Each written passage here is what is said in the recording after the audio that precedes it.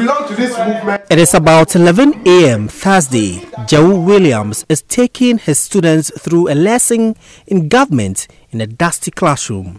We are not feeling comfortable in class because when we come here, we become dirty. The class is very dusty. Many of the school's structures are incomplete as students study at the mercy of the weather. When it rains, life becomes a struggle. When it rains, we find it difficult to come to school. There will be some muddy and other things.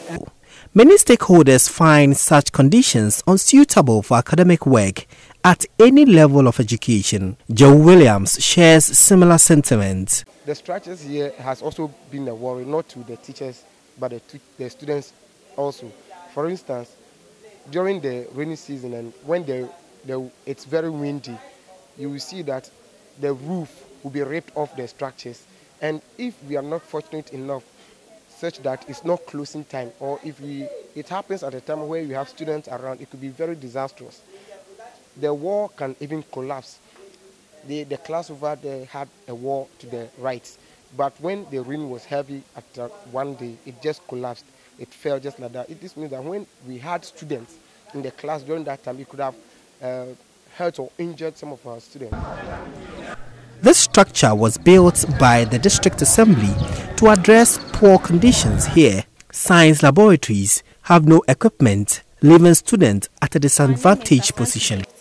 To science. We don't have adequate lab equipment, and when they are writing on the board is not clear because the sign light reflects on it and we can't see what they write on the board.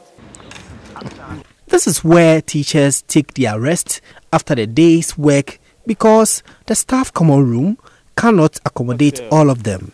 District Chief Executive Ignatius Akwesiamankwa gives details of what the assembly is doing to address the challenges. Structure you see over there is an improvised one. So what we did is we've written to Minister of Education, trying to let them understand that this will help us upgrade it. But in waiting for all this, the assembly is also doing well to put in place certain structures. So I think you went there and saw one story, a story building. In 1 year, we have to, because of the free SHS, we're going to have more students. So the assembly had to put up that story building to help accommodate the students. You could also see that furniture is also a challenge. We were able to procure about 300 pieces, monodecks, for the students. We are still helping them, in administrative-wise, what we have to do, their mocks and everything, we are trying to do. But the strength of the assembly. You cannot put everything there. So bit by bit we are doing, but we think the government must also come in. The ministry must come in to help uplift or upgrade the school. Mahmoud Mohammed Nuruddin's reports.